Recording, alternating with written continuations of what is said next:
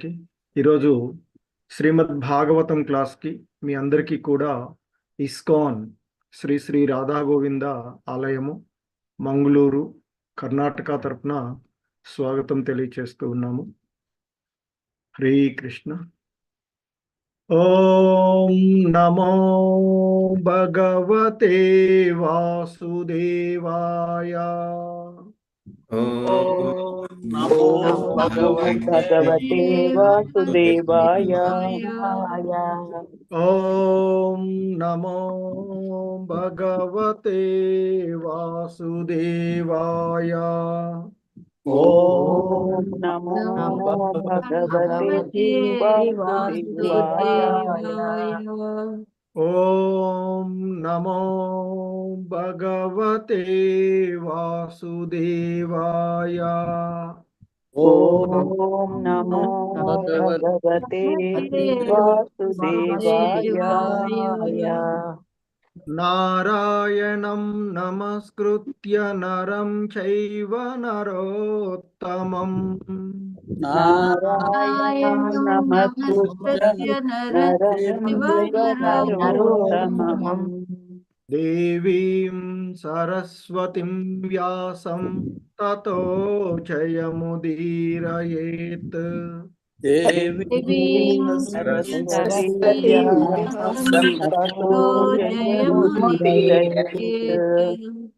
నష్టప్రాయేష్వభద్రేషు నిత్యం భాగవత సేవయా.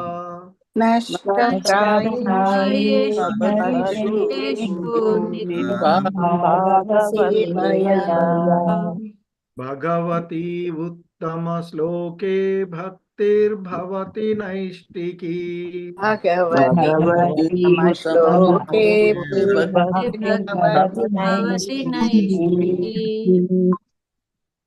హరే కృష్ణ.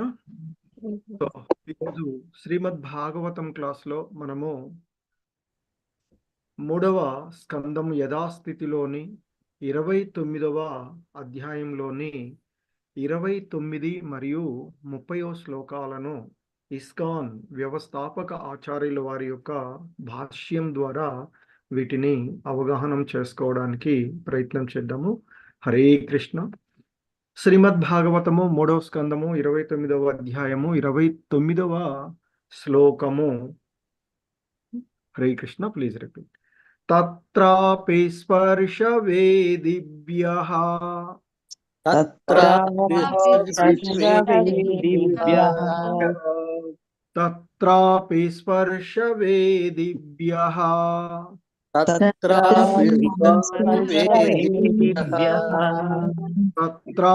స్పర్శ వేదిభ్యః.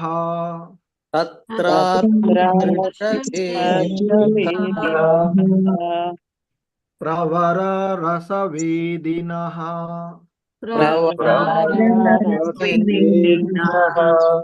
ప్రవర రసవేదినః.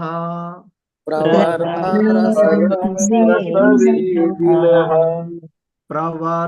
రసవేదినః.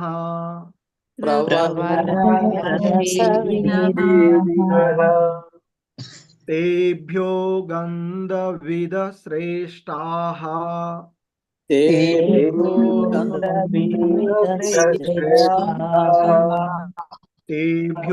గంధవిద శ్రేష్టాః.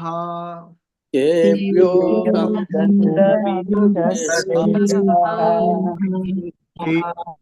గంధవిద శ్రేష్టాః.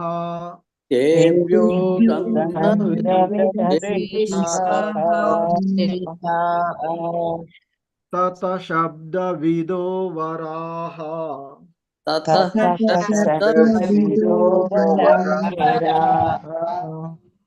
శబ్దవిదో వరాః.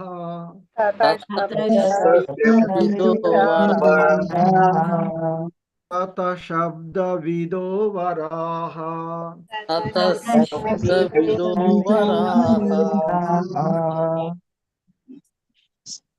తత్రాపి స్పర్శ వేదిభ్యః ప్రవర రసవేదినః. तत्रापि पुरुषवेदिभ्यः प्रवरारसवेदिनः तत्रापि स्पर्शवेदिभ्यः प्रवरारसवेदिनः तत्रापि स्पर्शवेदिभ्यः प्रवरारसवेदिनः तेभ्यो गन्धविदश्रेष्ठाः ततः शब्दविदो वराः तेभ्यो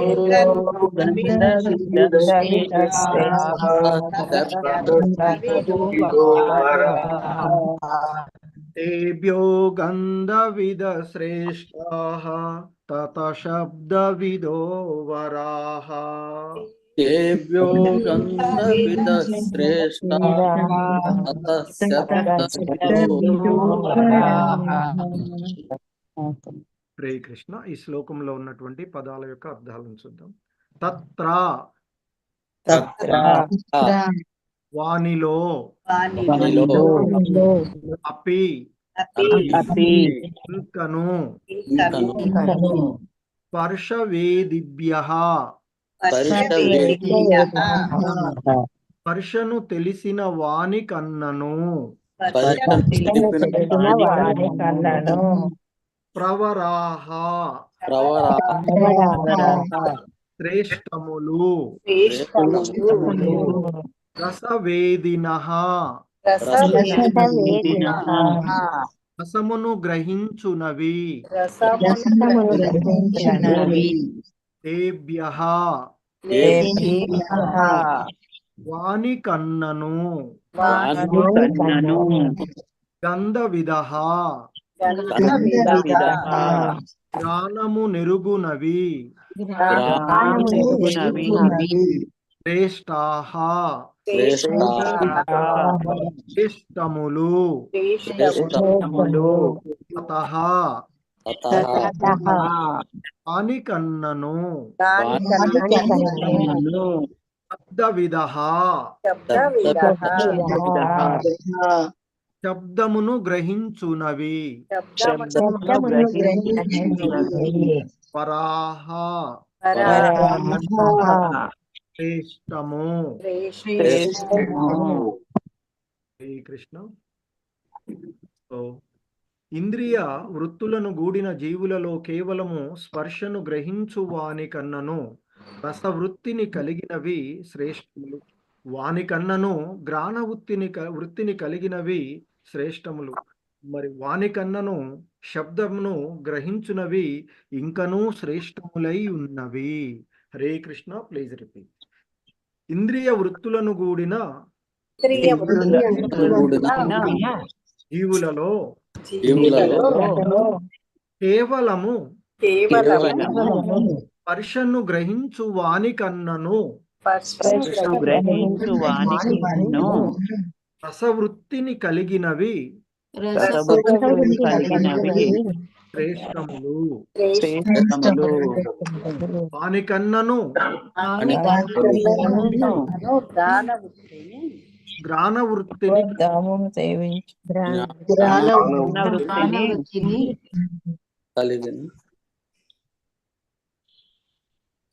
గ్రాణ వృత్తిని కలిగినవి శ్రేష్టములు, వాని కన్నను శబ్దమును గ్రహించునవి శ్రేష్టములై ఉన్నవి.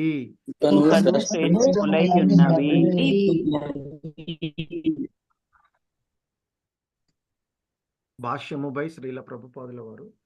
పరిణామ సిద్ధాంతమును డార్విన్ శాస్త్రజ్ఞుడే తొలుత తెలిపినాడని పాశ్చాత్యులు భావించినప్పటికీ శరీర నిర్మాణ విజ్ఞాన శాస్త్రము క్రొత్తదేమీయును కాదు. పరిణామ విధానము శ్రీమద్ భాగవతము రచించిన నాటికే, అంటే 5000 ఏండ్లకు పూర్వము ఎరుకలోనున్నది. దాదాపు సృష్టి ఆరంభమున ఉన్నట్టి కపిలముని కూడా దానిని గూర్చి పలికెను. అనగా ఆ జ్ఞానము వేదకాలము నుండియే నెలకొనియున్నది. దాని వరుస క్రమమంతయు వేద వాజ్మయమున తెలుపబడినది. అనగా క్రమానుగత పరిణామ సిద్ధాంతము లేదా శరీర నిర్మాణ శాస్త్రము వేదములకు క్రొత్త కానే కాదు.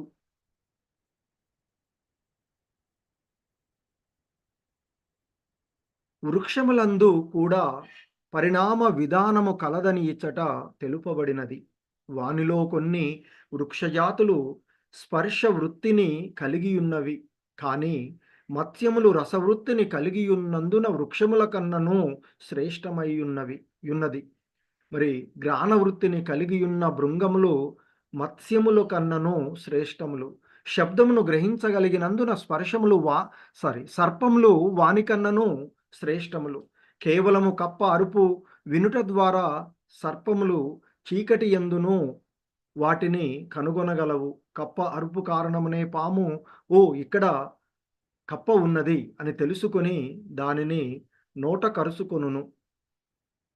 కేవలము మృత్యువును పిలుచుటకై శబ్దము చేయువారులకు సాధారణంగా ఈ ఉపమానము వసగబడుచుండును. కప్ప వంటి శబ్దం చేయు చక్కని నాలుకను ఎవరేని కలిగి ఉండవచ్చును, కానీ ఆ విధంగా శబ్దం చేయుట కేవలము మృత్యువుకు పిలుపు పెట్టుటయే. నాలుక యొక్క పరమోత్తమ ప్రయోజనము హరే కృష్ణ కృష్ణ కృష్ణ హరే హరే, హరే రామ రామ రామ హరే హరే అనుచు హరినామ సంకీర్తనము చేయుటయే. క్రూరమగు మృత్యువు నుండి అది మనుజుని రక్షించగలదు. సో మనకి ఇది శ్రీల ప్రభుపాదుల వారి యొక్క భాష్యం ఈ 29వ శ్లోకమునకు.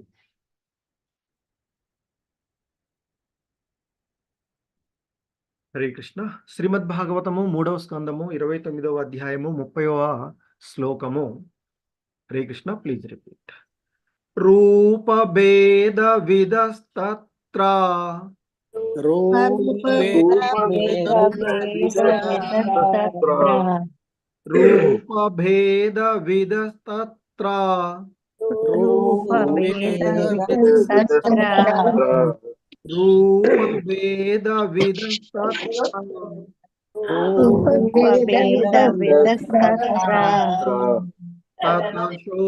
తతచోభయదో దతః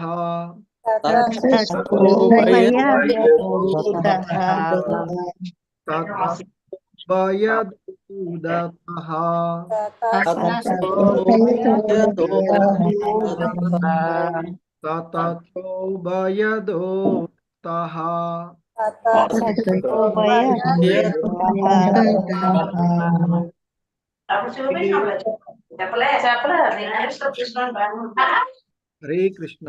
మ్యూట్ లో ఉంటే అందరికీ కొంచెం ఇబ్బంది లేకుండా ఉంటుంది. హరే కృష్ణ. ఏమైనా డిస్టర్బెన్స్ ఉన్న వాళ్ళు. అలాగే శ్రీమద్ భాగవతాన్ని ఏదో కథా కాలక్షేపం నిన్ననే భక్తి వైభవంలో చెప్పుకున్నాము. అలాగే మొదటి నుంచి కూడా మనం మొదటి అధ్యాయంలో కూడా చెప్పబడినట్టు కొంచెం శ్రద్ధతో వినాల్సినటువంటి భాగవతం ఇది. హరే కృష్ణ. దయచేసి హరే కృష్ణ. తేషాం బహుపదా శ్రేష్టాః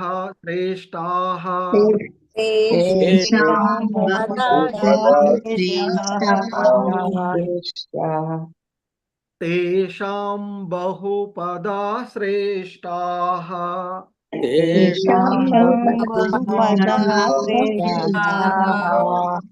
తేషాం బహుపదా శ్రేష్టాః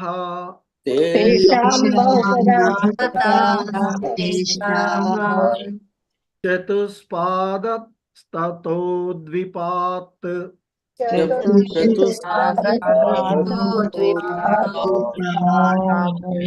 చతుస్పాదస్తతో ద్విపాత్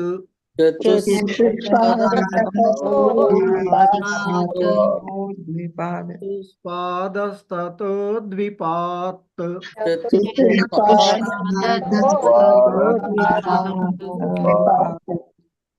శ్రీకృష్ణ. ఒక్కొక్క లైన్ చూద్దాం. रूपभेदविदस्तत्र ततश्चोभयदो तदः रूप भेद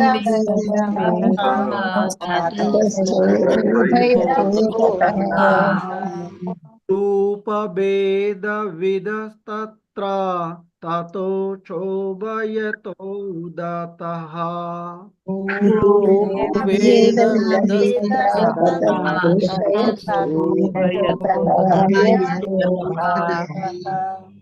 तेषां बहुपदा श्रेष्ठाः चतुष्पादस्ततो द्विपात्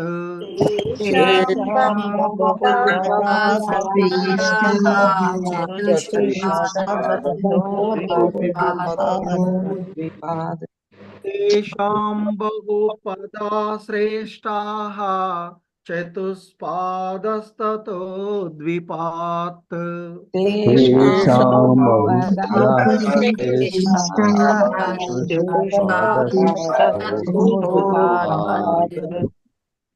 రూ మొత్తం శ్లోకం చూద్దాం. రూపభేద విదస్తత్ర తత శోభయతో దతః తేషాం పదా శ్రేష్టాః చతుష్పాదస్తతో ద్విపాత్ रूप भेद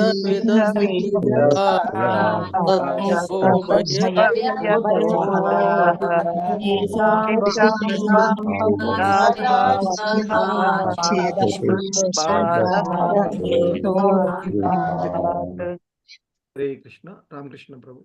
హరే కృష్ణ. మాతాజీ ప్రభుజీ శ్లోకం చెప్పాలనుకునే వాళ్ళు హ్యాండ్ రైజ్ చేయండి. ఈ మధ్యన చెప్పని వాళ్ళు వసంతబాయి మాతాజీ, సరళాదేవి మాతాజీ. हरे कृष्ण प्रभु जी प्रणामालु रूप भेद विदत्तत्र ततच्चोभयतो दतः तेषां बहुपदा श्रेष्ठः चतुष्पादततो द्विपात् हरे कृष्ण. हरे कृष्ण प्रभु जी प्रणाम. हरे कृष्ण. रूप भेद विदस्तत्र ततश्चोभयतो दतः तेषां बहुपदा श्रेष्ठाः चतुष्पादस्ततो द्विपात्. हरे कृष्ण प्रभु जी. హరే కృష్ణ. విశాలవతి మాతాజీ, వందిత తుంగ విద్యా మాతాజీ. हरे कृष्ण प्रभु जी.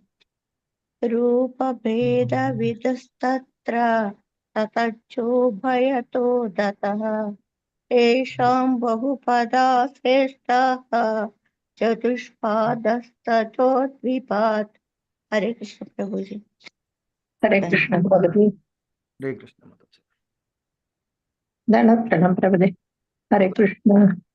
रूप भेद विदस्तत्र ततश्चोभयतो ततः तेषां बहुपदां श्रेष्ठाः चतुष्पादस्ततो द्विपात्. हरे कृष्ण. హరే కృష్ణ. వాసవి రాణి మాతాజీ, బృందా మాతాజీ. हरे कृष्ण प्रभु जी. रूप भेद विदस्तत्र ततश्चोभयतो दतः तेषां बहुपदा श्रेष्ठाः चतुष्पादस्ततो द्विपात्. हरे कृष्ण प्रभु जी. हरे कृष्ण प्रभु जी. रूप भेद विदस्तत्र ततश्चो हरे कृष्ण. रूप भेद विदस्तत्र ततश्चोभयतो दतः तेषां बहुपदा श्रेष्ठाः चतुष्पादस्ततो द्विपात्. हरे कृष्ण. ఇంకొక ఇద్దరికి ఉంది. హరే కృష్ణ. హరే కృష్ణ. గిరిజా మాతాజీ, సూర్యప్రకాశ్ ప్రభుజీ. हरे कृष्ण प्रभु. रूप भेद विदस्तत्र ततश्चोभयतो दतः तेषां बहुपदा श्रेष्ठाः चतुष्पादस्ततो द्विपात्. हरे कृष्ण प्रभु जी. हरे कृष्ण प्रभु जी प्रणामालु रूप भेद विदस्तत्र ततोच्छ भयतो दतः तेषां बहुधा बहुपदाः बहुपदाः हरे कृष्ण तेषां बहुपदा श्रेष्ठः चतुष्पादस्तलो द्विपात् हरे कृष्ण प्रभु హరే కృష్ణ. హరే కృష్ణ. ఈ శ్లోకంలో ఉన్నటువంటి పదాల యొక్క అర్థాలను చూద్దాం. హరే కృష్ణ. రూపభేద,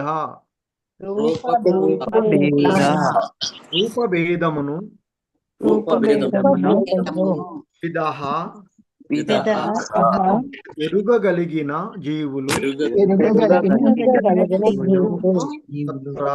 తత్ర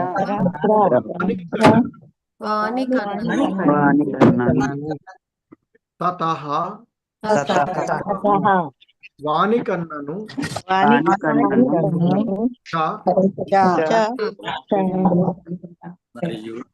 మరియు ఉభయతః రెండు దవడల యందు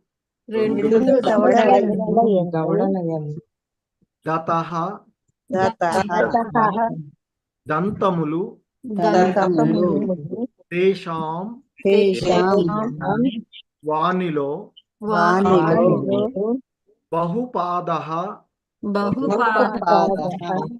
బహుపాదములు కలిగినవి శ్రేష్ఠాః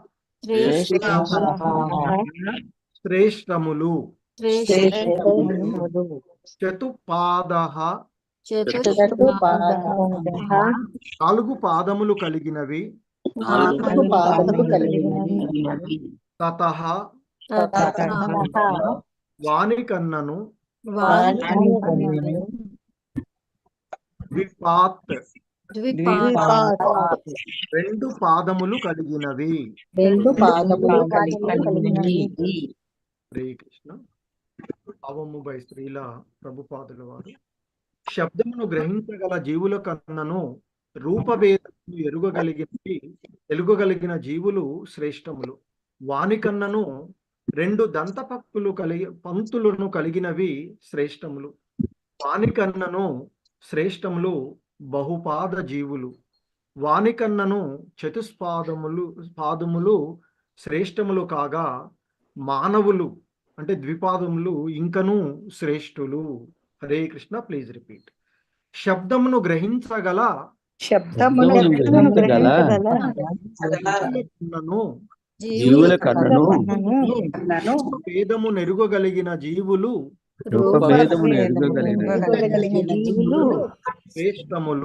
శ్రేష్టములు. వాని కన్నను రెండు దంత పంక్తులను కలిగినవి శ్రేష్టములు. వాని కన్నను శ్రేష్టములు బహుపాద జీవులు. వాని కన్నను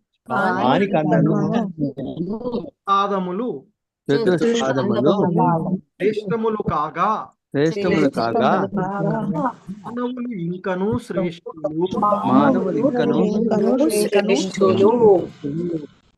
హరే కృష్ణ. భాష్యము బై శ్రీల ప్రభుపాదుల వారు కాకుల వంటి కొన్ని పక్షులు రూపభేదమును ఎరుగగలవని చెప్పబడినది. కందిరీగ వంటి బహుపాద జీవులు పాదరహితములైన వృక్షములు గడ్డి కన్నను శ్రేష్టములు. చతుష్పాద జంతువులు బహుపాద జీవుల కన్నను శ్రేష్టములు. ఇంకా కేవలము రెండు పాదములను కలిగిన మానవుడు జంతువుల కన్నను శ్రేష్ఠుడు. హరే కృష్ణ. సో ఇది జగద్గురు శ్రీల ప్రభుపాదుల వారి యొక్క భాష్యము ఈ శ్లోకానికి. హరే కృష్ణ.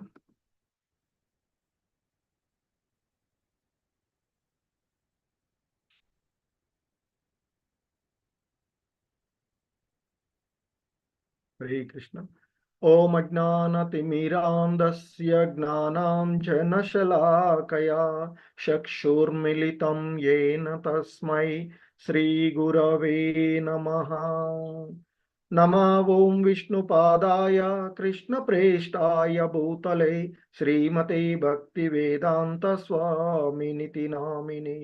नमस्ते सारस्वती देवे गौरवाणी प्रचारिणे निर्विशेष शून्यवादी पाश्चात्यदेशतारिणे। जय श्री कृष्ण चैतन्य प्रभु नित्यानंद श्री अद्वैत गदाधर श्रीवासादि गौर भक्त वृंद। हरे कृष्णा कृष्ण कृष्ण हरे हरे, हरे राम राम राम हरे हरे। हरे कृष्णा कृष्ण कृष्ण हरे हरे, हरे राम राम राम हरे हरे। హరే కృష్ణ. సో మనము శ్రీమద్ భాగవతములోని 3వ స్కందము యథాస్థితి, అందులోని 29వ అధ్యాయము కపిల భగవానుని చేత భక్తి యోగ వివరణము అనేటువంటి ఈ అంశాలను మనము చూస్తూ ఉన్నటువంటిది. సో ఈ అంశాలకు ఇస్కాన్ వ్యవస్థాపక ఆచార్యులైనటువంటి శ్రీల ప్రభుపాదుల వారి భక్తి వేదాంత భాష్యాన్ని మనము అవగాహన చేసుకోవడానికి ప్రయత్నం చేస్తూ ఉన్నటువంటి ఈ క్రమంలో మరి ఇక్కడ భక్తి యోగాన్ని గురించి ఆయన తెలియచేసిన తర్వాత మరి ఈ సృష్టిలో ఆ భగవంతుని యొక్క అంశాలుగా ఉన్నటువంటి జీవులను గురించి, ఆ జీవులతో మరి జీవులకు భగవంతునికి ఉన్నటువంటి సంబంధాన్ని తెలుసుకోవడము, అలాగే మరి ఈ సృష్టిలో ఉండేటువంటి ఈ జీవులకు మరి భక్తుడైనటువంటి వాడు ఇతర జీవులతో తన సంబంధాన్ని ఏ విధంగా కొనసాగించాలి అనేటువంటి ఆయన తెలియజేస్తూ ఉన్నటువంటివి. మరి కపిల భగవానులు వారు చెప్తూ ఉన్నటువంటిది భగవంతుని అంశగా ఉన్నటువంటి ఆయన తన తల్లి అయినటువంటి దేవహూతికి చెప్తూ ఉన్నటువంటి విషయాలు. సమస్త జీవుల యందు నా ఉనికిని తెలుసుకొన జాలని వాడు మందిరమందు నా శ్రీమూర్తులను చక్కని అనుష్ఠానంతోనూ పూజా ద్రవ్యములతోనూ అర్చించినప్పటికీ నన్ను ప్రసన్నుని చేయజాలడు అంటూ తెలియచేసినటువంటిది. ఆ తర్వాత మరికొంత ఆయన చెప్తున్నారు, నా సన్నిధిని తన హృదయమునందు మరియు ఇతర జీవుల హృదయములందును కొనునంత వరకు భక్తుడు స్వకర్మలను నిర్వహిస్తూ శ్రీ విగ్రహాన్ని అర్చిస్తూ ఉండాలి అంటూ చెప్పినటువంటివి. అలాగే ఇక మరి ఎవడైతే భేద దృష్టిని కలిగినటువంటి కారణంగా ఇతర జీవుల ఎడ కొద్దిపాటి భేదభావం చూపిన వాడైననా అటువంటి వానికి నేను మృత్యు జ్వాల రూపంలో గొప్ప భయానికి వారిని గురి చేస్తాను అంటూ చెప్పినటువంటిది. కాబట్టి సర్వ ప్రాణుల యందు వారి ఆత్మగా నెలకొని ఉన్నటువంటి నన్ను దానమాన ద్వారా స్నేహ భావాల ద్వారా సర్వలు ఏకమే ఒకటే అన్నట్లుగా గాంచుట ద్వారా మనుజుడు అర్చిస్తూ ఉండాలి, అంటే నన్ను పూజిస్తూ ఉండాలి అంటూ చెప్తూ ఉన్నటువంటి విషయాలను విన్నాం. ఇంకా నిన్నటి అంటే నేను శ్లోకంలో మనం పూర్వ క్లాస్లో చూసినటువంటి ఇంకా తన తల్లి అయినటువంటి దేవహూతితో ఆయన చెప్తూ ఉన్నటువంటి అంశము ఆయన చెప్పినటువంటిది, జీవా శ్రేష్ఠ హ్యా జీవానాం తత ప్రాణభృత శుభే. శుభే అంటే ఓ జనని, మరి ఓ సుసంపన్నురాలైన ఓ జనని, జీవులు అచేతనములవైన వానికన్నను శ్రేష్టములు. అంటే జీవ పరిణామ విధానాన్ని కూడా మనకి ఇక్కడ తెలియచేస్తూ ఉన్నటువంటిది. మరి అటువంటి ఆ క్రమంలో ఆయన కపిల భగవానుడు సృష్టి ప్రారంభం నుంచి ఉన్నటువంటి కపిల భగవానులు వారు దాదాపుగా సృష్టి ప్రారంభంలో ఉన్నటువంటి వాడు. మరి ఆయన చెప్తూ ఉన్నటువంటి ఈ విషయాలు అప్పుడే చెప్పబడినవి కాబట్టి తన జనని అయినటువంటి దేవహూతికి ఈ విషయాలన్నీ కూడా సృష్టి ప్రారంభం దాదాపుగా ప్రారంభం నుండే ఉన్నటువంటివిగా మనం తెలుసుకోవలసినటువంటి అంశాన్ని శ్రీల ప్రభుపాదుల వారు చెప్తూ ఉంటారు. జీవులు అచేతనములైన వాటి కంటే కూడా శ్రేష్టములు. నిర్జీవ వ్యవస్థలలో జీవ వ్యవస్థలు నిర్జీవ వ్యవస్థల కన్నాను శ్రేష్టము అని చెప్తున్నారు. మరి అటువంటి జీవ వ్యవస్థలలో జీవ లక్షణాలను ప్రదర్శించేవి శ్రేష్టాలు అని చెప్తున్నారు. అలాగే జీవం ఉన్నటువంటి వాటిలో కూడాను మనకి ఆ జీవ లక్షణాలను ప్రదర్శించేవి ఇంకా శ్రేష్టమైనవి తల్లి అంటూ చెప్తూ, అలా శ్రేష్టమైన అంటే జీవ లక్షణాలను ప్రదర్శించేటువంటి వాటిలో కూడా చైతన్యాన్ని వృద్ధిపరచుకునేటువంటి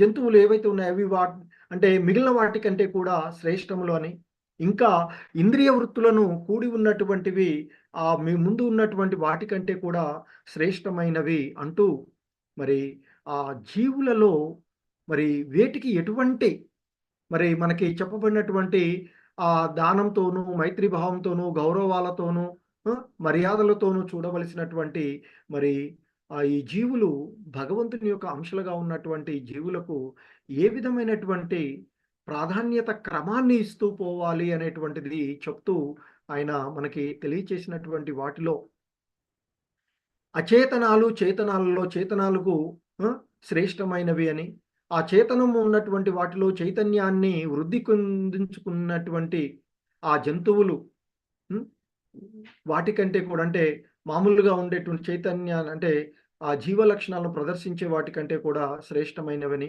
ఇంకా వీటికంటే కూడా అంటే చైతన్యాన్ని వృద్ధి చెందుకున్న వాటిలో ఇంకా ఇంద్రియ వృత్తులను కూడి ఉన్నటువంటివి ఇంకా శ్రేష్టమైనవి అని చెప్పినటువంటి అంశాలు.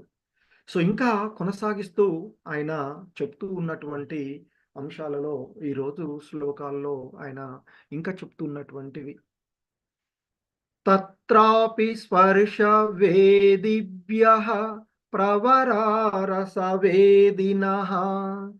తేభ్యో గంధవిద శ్రేష్టాః తత శబ్దవిదో వరాః. తత్ర అంటే ఆ ఇంద్రియ వృత్తులు కలిగినటువంటి జీవులలో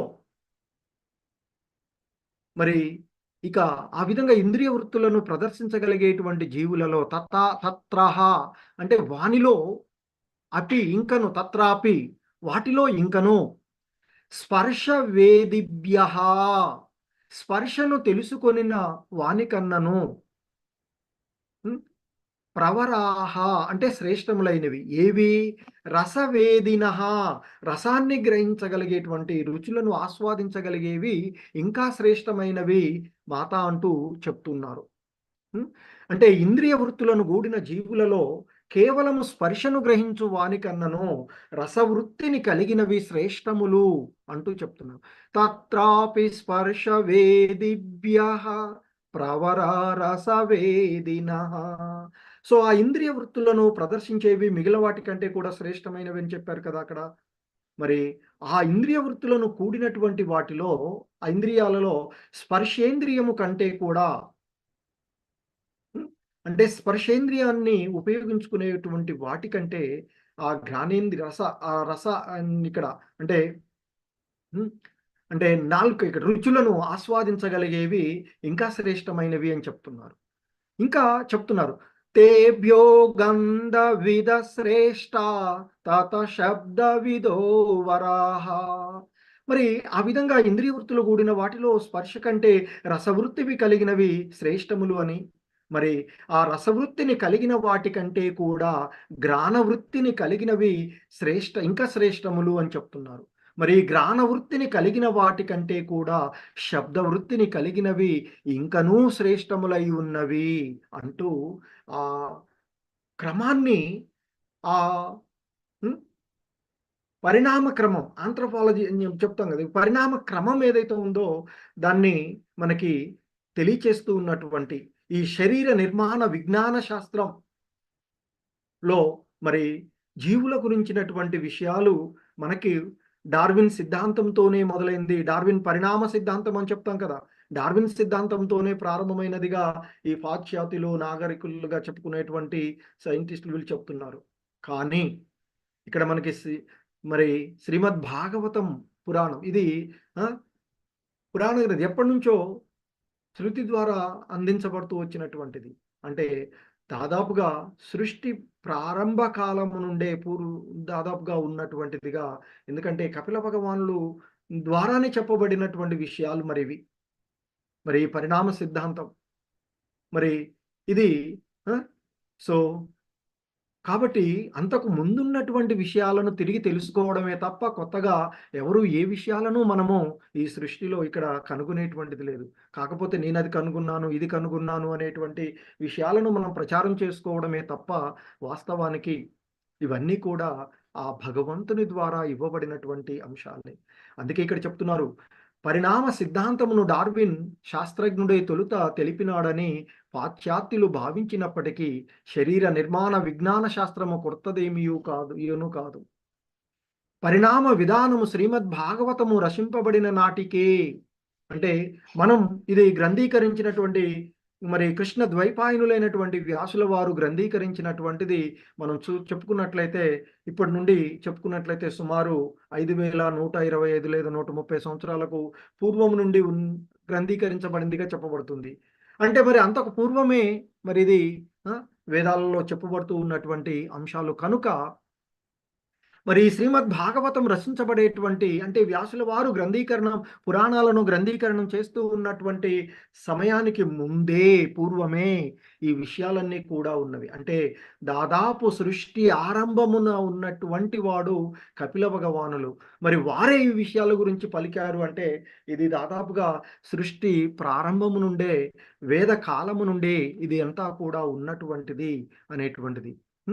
దాని వరుస క్రమమంతయు కూడా వేద వాస్మయములలో తెలుపబడినది కనుక అనగా క్రమానుగత పరిణామ సిద్ధాంతం లేదా శరీర నిర్మాణ శాస్త్రము వేదాలకు కొత్త కానే కాదు.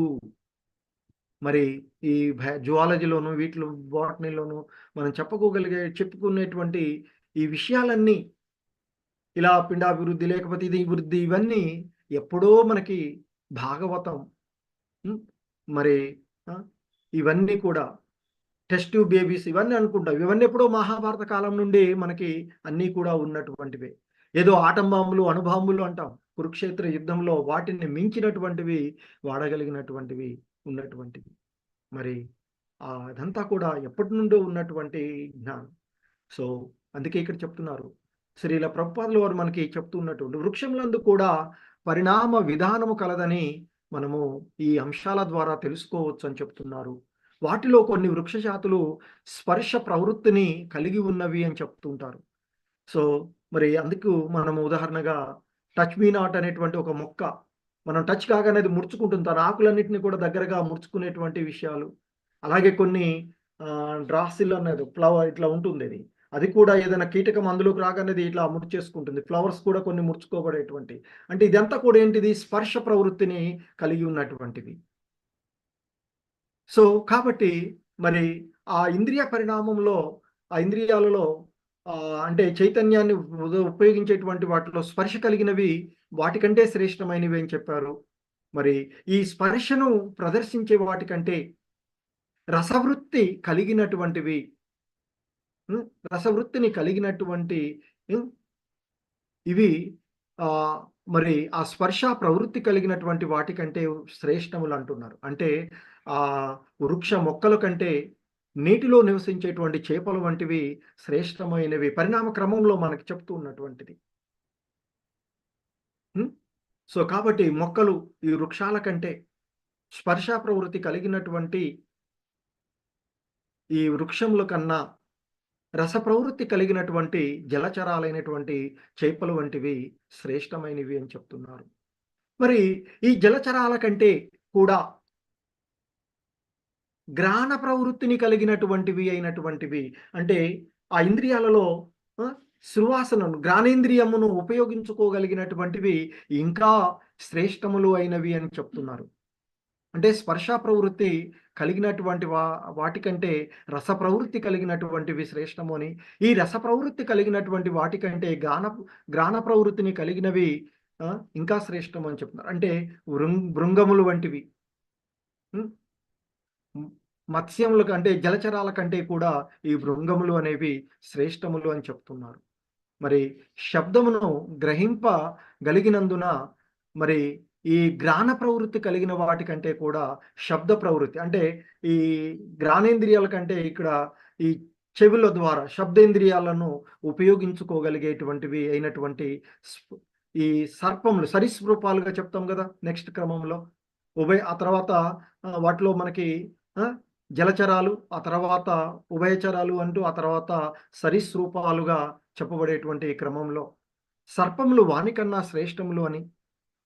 ఎందుకంటే కేవలం కప్ప అరుపులు వినడం ద్వారా సర్పములు చీకటి యందు కూడా వాటిని కనుగొని వాటి అరుపుల కారణంగా ఇక్కడ ఒక కప్పు ఉన్నది అని భావించి అక్కడికి వెళ్ళి ఆ చీకట్లో ఏమీ కనిపించినప్పటికీ ఆ అరుపు ద్వారా దాన్ని ఆ కప్పను అది మింగేసేటువంటి నోట కరుచుకునేటువంటి విషయాన్ని మనకి గుర్తు చేస్తూ ఉన్నారు ఇక్కడ. అలాగే ఇక్కడ మరి కప్ప అరుపులను మండుక బెకబెకలు అని చెప్తూ ఉండేవారు శ్రీల ప్రభుపాదులు ఎక్కువగా ఈ పదాన్ని వాడుతూ ఉంటారు. మండుక బెకబెకలు. మనం ఈ లౌకికమైనటువంటి విషయాల గురించి వాదిస్తూ మాట్లాడేటువంటివి అన్నీ కూడా అవి వ్యర్థమైనటువంటివి. ఏ విధంగానైతే కప్ప బెకబెక అని అరవడం వల్ల ఎంతో అంటే మంచి శబ్దాన్ని చేయగలిగేటువంటి ఆ నాలుకను ఉపయోగించి ఆ కప్ప ఏం చేస్తుంది, బెకబెక బెకబెక అని అరిస్తే ఏమవుతుంది, అది మృత్యువును ఆస్వాదిస్తూ ఉంటుంది. అలాగే మనము ఆధ్యాత్మిక విషయాలు కాకుండా మన నాలుకను ఉపయోగించి అనవసరమైన భౌతిక విషయాలను గురించి మాట్లాడడం వలన ఈ జనన మృత్యు సాగరంలో మళ్ళీ నెట్టబోయబడే వాళ్ళమే అని చెప్తూ ఉన్నటువంటిది. సో అందుకే ఇక్కడ శ్రీల ప్రభుపాదుల వారు చెప్తున్నారు, కేవలము మృత్యువును పిలుచుటకై శబ్దం చేయు వాళ్లకు సాధారణంగా ఈ ఉపమానము వసగబడుతుంది అని చెప్తున్నారు. మండూక బెకబెకలు అని చెప్తూ ఉంటుంటారు. కప్ప వంటి శబ్దం చేయు చక్కని నాలుకను ఎవరేని కలిగి ఉండవచ్చును, కానీ ఆ విధంగా శబ్దం చేయుట కేవలము మృత్యువును పిలుపు పెట్టుటయే. అంటే భౌతికమైనటువంటి విషయాలు, భగవత్ సంబంధమైనటువంటి విషయాలు కాకుండా ఇతర విషయాలను గురించి మనం మాట్లాడుకున్నట్లయితే లేదా వింటూ ఉన్నా లేదా చూస్తూ ఉన్నా అది మనమును మృత్యువును ఆస్వాదిస్తూ మృత్యువును మనం ఆహ్వానిస్తూ ఉన్నట్లుగానే అవుతుంది అని చెప్తూ ఉంటుంటారు. కాబట్టి మరి ఆ నాలుక యొక్క పరమోత్తమమైనటువంటి ప్రయోజనము మరి నాలుక ఈ రసేంద్రియముగా చెప్పబడేటువంటి నాలుక ఏదైతే ఉందో దీన్ని మనము ఏది పడితే అది రుచులు చూసడానికే కాకుండా మరి ఆ పరమోత్తమమైనటువంటి ప్రయోజనము ఏంటి, ఆ భగవంతుని సేవ చేసేటువంటి ఇది కదా. మరి ఆ చేసుకునేటువంటి రసము అంటే కూడా ఆ భగవంతుని సేవ చేసుకునేటువంటి ప్రకృతిగా చెప్పబడుతుంటుంది. ఒక రుచులనే కాదు, ఆ భగవంతుని సేవ చేసుకునేటువంటిది కూడా రసంగానే చెప్పబడుతూ ఉండేటువంటిది.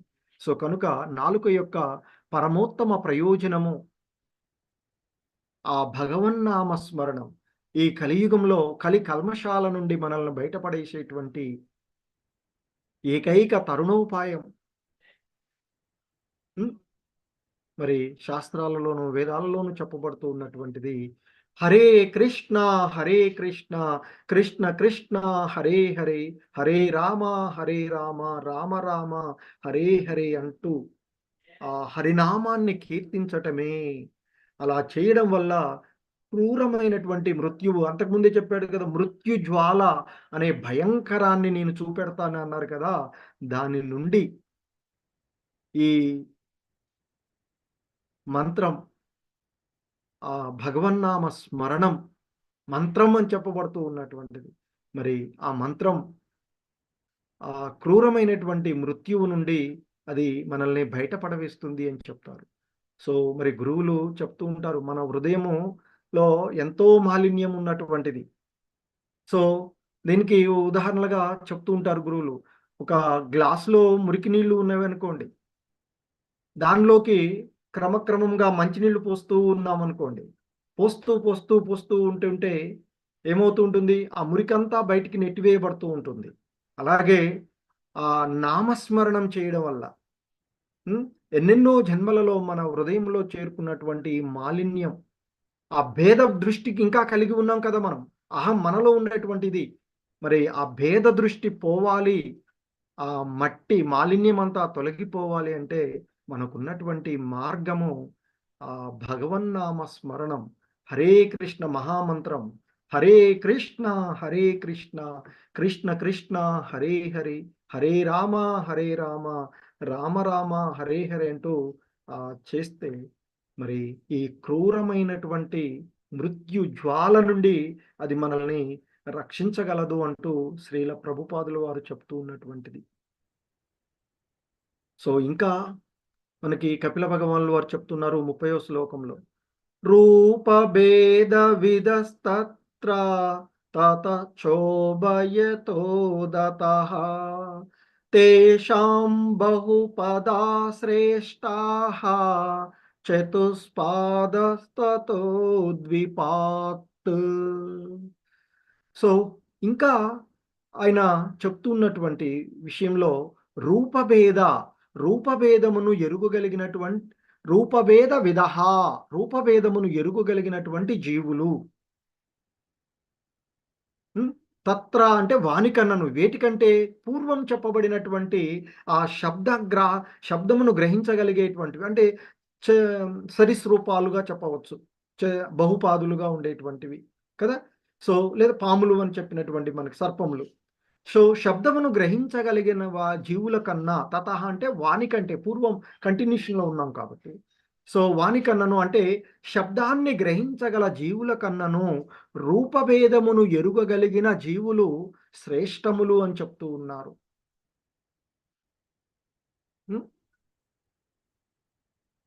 తతహ వాటికంటే కూడా, చ మరియు ఉభయతో దతః అంటే రెండు దవడలయందు దంతములు కలిగినటువంటి జీవులు ఇంకా శ్రేష్టము అని చెప్తూ ఉన్నారు. సో వానికన్నను రెండు దంత పంక్తులను కలిగినవి శ్రేష్టములు. మరి ఇంకా చెప్తున్నారు, తేషాం బహుపాదాః శ్రేష్టాః అంటూ చెప్తున్నాడు. అంటే వాటిలో ఇంకా బహుపాదములను కలిగినవి, బహుపాద జీవులు శ్రేష్టాలు అని చెప్తున్నారు. మరి ఆ బహుపాదుల కంటే చతుస్పాద స్తతో అంటూ చెప్పబడుతున్నారు. ఆ చతుస్పాదులు మరింక శ్రేష్టమని, మరి ద్విపాత్ ఇంకా వీటికంటే చతుస్పాదుల కంటే కూడా ద్విపాదులు, రెండు పాదాలను కలిగి ఉన్నటువంటివి మరింత శ్రేష్టములు అంటూ చెప్పబడుతూ ఉన్నటువంటివి. సో కాబట్టి ఇక్కడ ఈ శ్లోకం యొక్క భావంలో మనకి కపిల భగవానుల వారు తెలియచేస్తూ ఉన్నటువంటి అంశము, శబ్దమును గ్రహించగల జీవుల కంటే కూడా రూపభేదమును ఎరుగగలిగిన జీవులు శ్రేష్టములు అని చెప్తూ ఉన్నారు.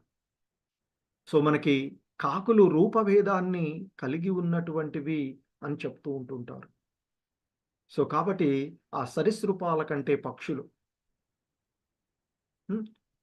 అవి రూపభేదాన్ని కలిగి ఉండడం వల్ల అవి ఉన్నతమైనవి అని చెప్తూ ఉంటుంటారు. మరి ఈ వీటికంటే, ఆ రూపభేదాన్ని తెలుసుకోగలిగినటువంటి వాటికంటే ఆ బహుపాదులుగా ఉండేటువంటి బహుపాద జీవులు, కందిరీగ వంటి బహుపాద జీవులు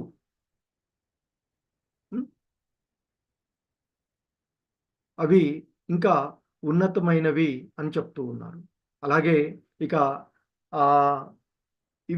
వీటికంటే కూడా ఆ రూపభేదాన్ని ఎరుగగలిగినటువంటి జీవుల కంటే ఆ రెండు దంత పంక్తుల వరసను కలిగినటువంటివి శ్రేష్టములు అని, వాటికంటే బహుపాదములు ఉన్నతమైనవని, వాటికంటే కూడా చతుస్పాదులు ఉన్నతమైనవని, వీటన్నిటికంటే కూడా ద్విపాదులుగా ఉన్నటువంటి మానవాళి ఇంకనూ శ్రేష్ఠులు. అందుకే ఈ జీవజాతులలో 85 లక్షల రకాలుగా ఉన్న జీవ జాతులలో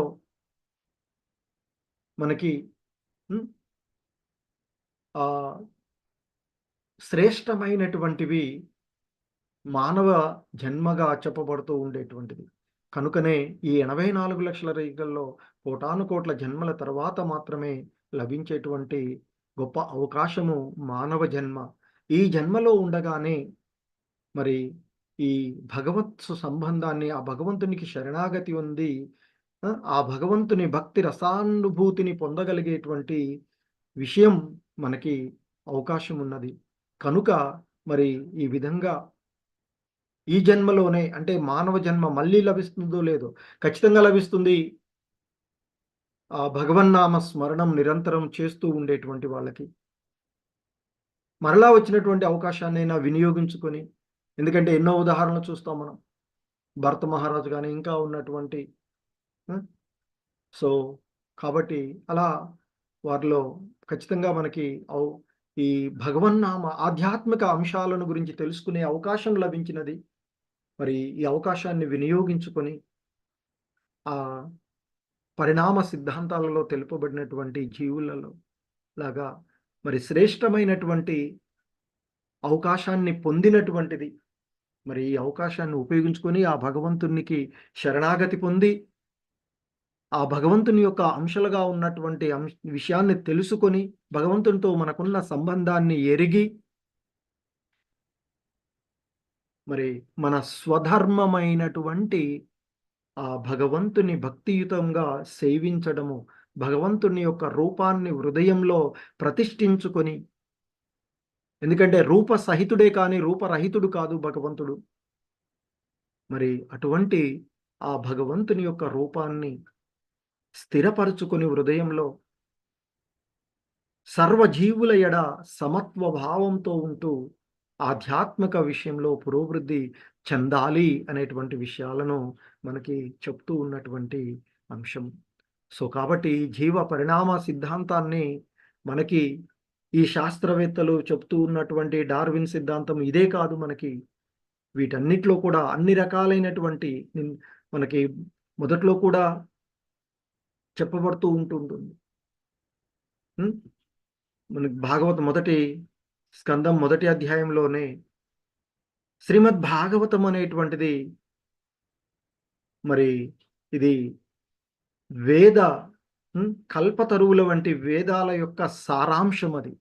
మరి అన్ని అంశాలు కూడా అందులో ఉన్నటువంటి భౌతిక ఆధ్యాత్మిక అంశాలన్నీ కూడా ఉన్నటువంటివి. సో కనుక మరి ఈ శ్రేష్టమైనటువంటి ఈ జన్మ లభించినటువంటి అవకాశం, ఆ భగవంతుని యొక్క కరుణ ద్వారా లభించినటువంటి దీనిని సద్వినియోగపరుచుకొని భక్తి మార్గంలో పురోభివృద్ధి చెందడానికి వీలైనంత వరకు ఆ శ్రీల ప్రభుపాదుల వారు పుస్తకాలను చదువుతూ, శ్రవణం చేస్తూ, గురువుల ద్వారా శ్రీల ప్రభుపాదుల వారి ఆడియోస్ ఎన్నో ఉన్నాయి మనకి నెట్లోకి వెళ్ళి ఏదో సీరియల్ ఓపెన్ చేసి, లేదా ఈ భౌతిక జగత్తులో గడిగే వాడికి వీడికి జరుగుతున్నటువంటి గొడవల గురించి ఓపెన్ చేసి చూసే వాటికంటే శ్రీల ప్రభుపాదుల వారి ఆడియోస్ ఎన్నో మనకి యూట్యూబ్లలో కానీ ఆడియోస్ లభిస్తూ ఉన్నాయి. సో వాటిని వినడం ద్వారా ఇంకా మనకి ఎంతోమంది ప్రామాణికమైనటువంటి గురువులు గురు మహారాజు ఉన్నారు, వారి ఉన్నవి, వారు అంతకుముందు చెప్పిన క్లాసెస్ ఎన్నో ఉన్నాయి. వారితో పాటు ఎంతో మంది శ్రీల ప్రభుపాదుల వారి యొక్క పరంపరలో ఉన్నటువంటి శిష్యులు ఉన్నారు. వారివి కూడా ఎన్నో అద్భుతమైనటువంటి ప్రవచనాలు ఉన్నవి. అవి కూడా విని మరి ఈ భౌతిక బంధనాల నుండి, ఈ మృత్యు సాగరము నుండి బయటపడగలుగుతారు అని ఆశిస్తూ, సో శ్రీల ప్రభుపాద్ కీ జై, శ్రీమద్ భాగవతానికి జై. హరే కృష్ణ. ప్రభుజీస్, మాతాజీస్ ఎవరైనా ఏవైనా అంశాలను యాడ్ చేయగలిగితే చేయవచ్చు.